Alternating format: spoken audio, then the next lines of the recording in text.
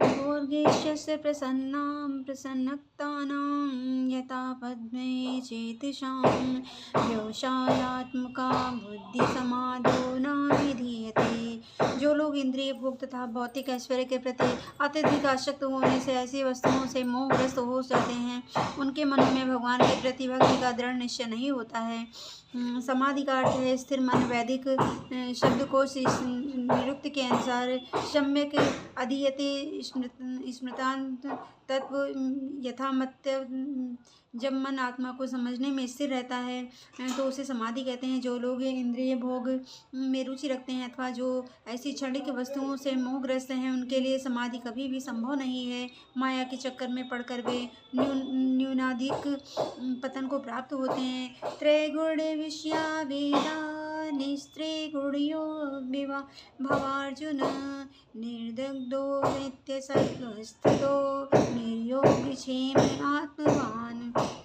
वेदों में मुख्यतः प्रकृति के तीनों गुणों का वर्णन हुआ है। हे अर्जुन, इन तीनों गुणों के ऊपर उठो। समस्त दैत्यों और लाभ तथा सुरक्षा की सारी चिंताओं से मुक्त होकर आत्मपरायण बनो। सारे भौतिक कार्यों में प्रकृति के तीनों गुणों की क्रिया तथा प्रतिक्रिया निहित होती हैं। उनका उद्देश्य कर्म फल होता है जो भौतिक जगत में बंधन का कारण है। वेदों में मुख्यतः सकाम कर्मों का वर्णन है, जिससे सामान्य जन क्रमशः इंद्रिय तृप्ति के क्षेत्र में उठकर आध्यात्मिक धरातल पर पहुंच सके। कृष्ण अपने शिष्य तथा मित्र के रूप में अर्जुन को सलाह देते हैं कि वह वेदांत दर्शन के आध्यात्मिक पद तक ऊपर उठे, जिसका प्रारंभ ब्रह्म जिज्ञासा अथवा परम आध्यात्मिकता पर प्रश्न से होता है। इस भौतिक जगत के सारे प्राणी अपने अस्तित्व के लिए कठिन संघर्ष करते रहते हैं। उनके लिए भगवान ने इस भौतिक जगत की सृष्टि करने के पश्चात वैदिक ज्ञान प्रदान किया है, जो जीवन यापन तथा भवबंधन से छूटने का उद्देश्य है।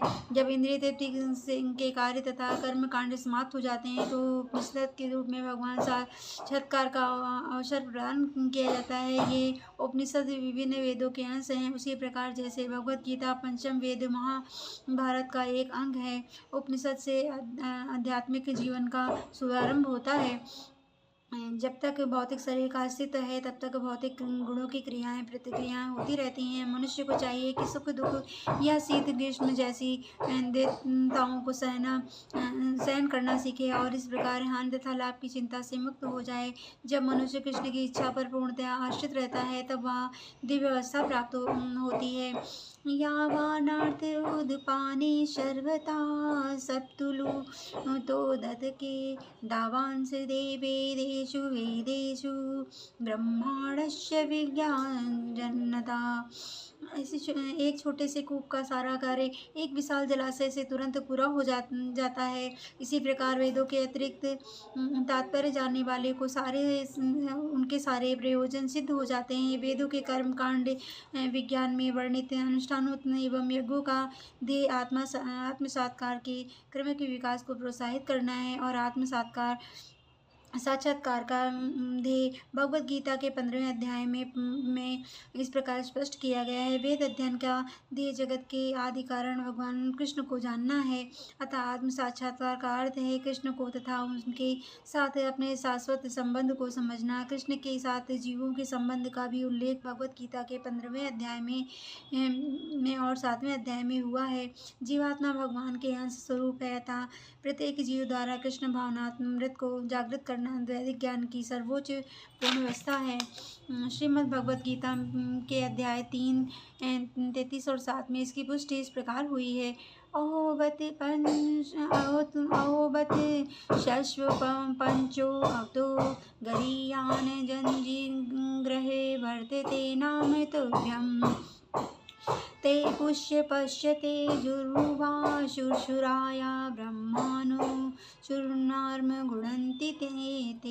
हे प्रभु, आपके पवित्र नाम का जाप करने वाला भी भले ही चांडाल जैसे निम्न परिवार में क्यों न उत्पन्न हुआ हो, किंतु वह आत्म साक्षात्कार के सर्वोपद पर स्थित होता है। ऐसे व्यक्ति अवश्य ही वैदिक अनुष्ठानों के अनुसार सारी तपस्याएं संपन्न किए होता है और अनेकों बार तीर्थ स्थानों में स्नान करके वेदों का अध्ययन किए होता है, ऐसा व्यक्ति आर्य कुल में सर्वश्रेष्ठ माना जाता है। अतः मनुष्य को इतना बुद्धिमान तो होना ही चाहिए कि केवल अनुष्ठानों के प्रति आसक्त न रहकर वेदों के उद्देश्य को समझे और अत्यधिक इंद्रिय तृप्ति के लिए ही स्वर्ग लोक जाने की कामना ना करे। इस युग में सामान्य व्यक्ति के लिए ना तो वैदिक अनुष्ठान के समस्त विधि विधान का पालन करना संभव है और ना ही सारे वेदांत तथा उपनिषदों का सर्वांग अध्ययन का कर पाना सहज है। वेदों के उद्देश्य को संपन्न करने के लिए प्रचुर समय, शक्ति, ज्ञान तथा साधन की आवश्यकता होती है। इस युग में ऐसा न कर पाना संभव नहीं है, किंतु वैदिक संस्कृति का परम लक्ष्य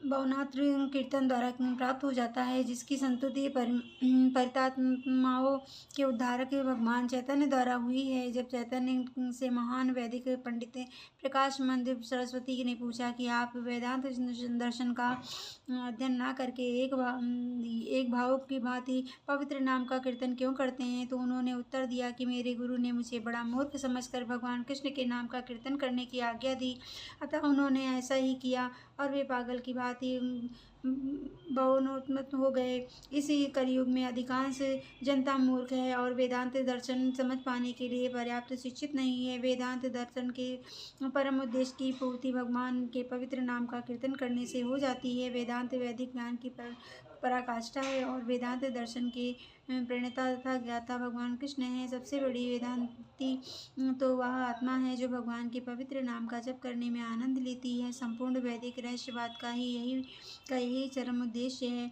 कर्मण्येवाधिकारस्ते मा फलेषु कदाचन मा कर्मफलेषु मा ते सत्कर्मिणाम्। तुम्हें अपना कर्म कर्तव्य अपने करने का अधिकार है, किंतु कर्म के फलों के तुम अधिकारी नहीं हो। तुम ना तो कभी अपने आप को अपने कर्मों के फलों का कारण मानो, ना ही कर्म ना करने में कभी अशक्त हो। तात्पर्य यह है कि यहाँ पर तीनों विचारणीय बातें हैं। कर्म स्वधर्म विकर्म और अकर्म कर्म स्वधर्म वे कार्य हैं जिसका उद्देश्य प्रकृति के गुणों के रूप में प्राप्त होता जाता है। अधिकारी की सम्मति के बिना किए गए कर्म विकर्म कहलाते हैं और अकर्म का अर्थ है अपने कर्मों को ना करना। भगवान ने अर्जुन को उपदेश दिया कि वह निष्क्रिय ना हो और अपितु फल के प्रति आसक्त हुए बिना अपना कर्म करे। कर्म फल के प्रति आसक्त रहने वाला भी कर्म का कारण है। इसी तरह वह ऐसी कर्म फलों का भोक्ता होता है। जहाँ तक निर्धारित कर्मों का संबंध है, वे तीनों उपश्रेणियों में हो सकते हैं, यथा नित्य कर्म, आपातकालीन कर्म तथा इच्छित कर्म। नित्य कर्म फल की इच्छा बिना शास्त्रों के निर्देशानुसार सतोगुण में रहकर किए जाते हैं। फल युक्त कर्म बंधन के कारण बनते हैं, अतः ऐसे कर्म अशुभ हैं। हर व्यक्ति को अपने कर्म पर आधारित है, किंतु उसे फल से आसक्त होकर कर्म करना चाहिए। ऐसे निष्काम कर्म निसंदेह मुक्ति पथ की ओर ले जाते हैं। अतएव भगवान ने अर्जुन को फलाशक्ति रहित होकर कर्म स्वधर्म के रूप में युद्ध करने की आज्ञा दी। उनका युद्ध विमुख होना आसक्ति का दूसरा पहलू है। ऐसी आसक्ति से कभी मुक्ति पथ की प्राप्ति नहीं हो पाती। आसक्ति चाहे स्वीकारात्मक हो या निषेधात्मक हो, वह बंधन का कारण है। अकर्म पापमय है, अतः कर्तव्य के रूप में युद्ध करना ही अर्जुन के लिए मुक्ति का एकमात्र कल्याणकारी मार्ग था। योगास्ते कुरु कर्माणि संग व्यक्तवाद धनंजया सिद्धयस्ति तो समो भूत्वा समत्त योग उच्यते। हे अर्जुन, जय अथवा पराजय की समस्त शक्ति त्याग कर संभाव से अपना कर्म करो, ऐसी समता योग कहलाती है। कृष्ण अर्जुन से कहते हैं कि वह योग में स्थिर होकर कर्म करें। और योग है क्या? योग का अर्थ है सदैव चंचल रहने वाली इंद्रियों को वश में रखते हुए परम तत्व में मन को एकाग्र करना। और परम तत्व कौन है? भगवान श्री परम तत्व हैं, और चूंकि वे स्वयं अर्जुन को युद्ध करने के लिए कह रहे हैं, अतः अर्जुन को युद्ध के फल से कोई सरोकार नहीं है। जय या पराजय कृष्ण के लिए विचारणीय है। अर्जुन को तो बस श्री कृष्ण के निर्देशानुसार कर्म करना है। कृष्ण के निर्देश का पालन ही वास्तविक योग है और इसका अध्ययन कृष्ण भावनामृत नामक विधि द्वारा किया जाता है। एकमात्र कृष्ण भावनामृत के अध्ययन से ही स्वामित्व भाव का परित्याग किया जा सकता है। इसके लिए उसे कृष्ण का दास या उनके दासों का दास बनना होता है। कृष्ण भावनामृत में कर्म करने की यह एक विधि है जिससे योग में स्थिर होकर कर्म किया जा सकता है। अर्जुन क्षत्रिय है तथा वह वर्णाश्रम का न्यायी है।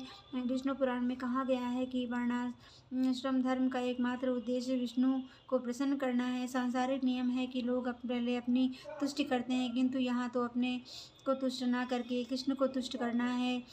अतः कृष्ण को तुष्ट किए बिना कोई वर्णाश्रम धर्म का पालन कर भी नहीं सकता है। यहाँ पर परोक्ष रूप से अर्जुन को कृष्ण द्वारा बताई गई विधि के अनुसार कर्म करने का आदेश है।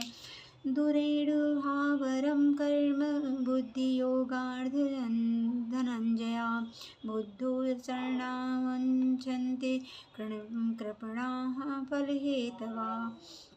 हे धनंजय, भक्ति के द्वारा समस्त गर्हित कर्मों से दूर रहो और उसी भाव से भगवान की शरण ग्रहण करो। जो व्यक्ति अपने सकाम कर्म फलों को भोगना चाहते हैं वे कृपण हैं।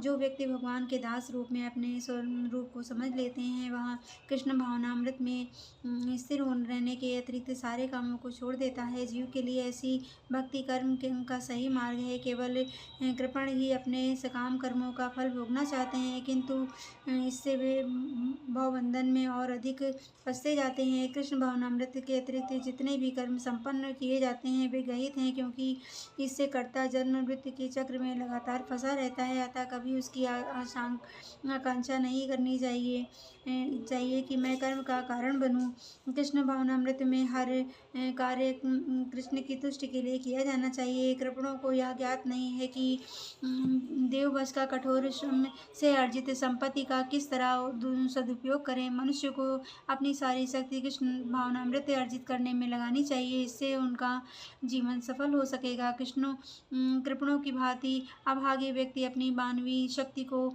भगवान की सेवा में नहीं लगाते हैं।